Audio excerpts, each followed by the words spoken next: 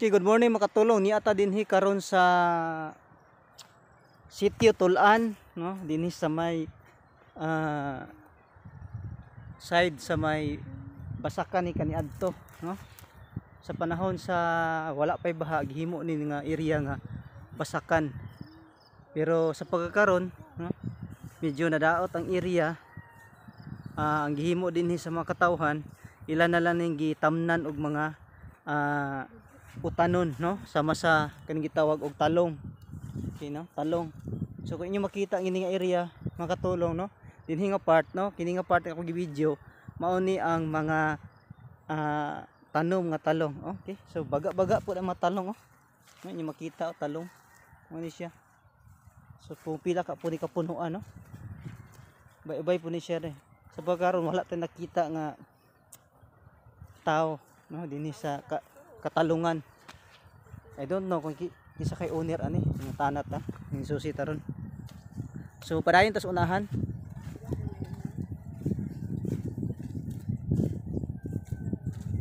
So ingon ani ang ato nga kinabuhi, no, magahimo ta sa pag-explore, no? Mahimo na tong pag-discover ang kinaiyahan ng gibuhat sa Ginoo. Nindot jud kaayo diin ang Ginoo nagaplastar sa tanan ng mga butang, no? Niining mga yuta, mga tanom, balili sa panahon pa sa creation yung giplastar na ang tanan.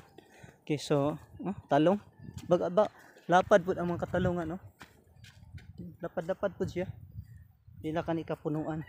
So grabe kung mag-utan ng kagtalong wag yung problema, no? Mga laglag lang ang uban. So, grabe ang tanong ani. Mao ni ang part sa mga katalungan. Okay, no? Talong area.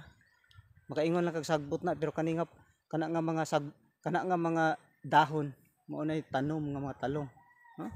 Kung makita niyo makaingon lang ka og sagbot na pero totally talong na ini, no? Ang into na talong na siya, talong. Talungan na.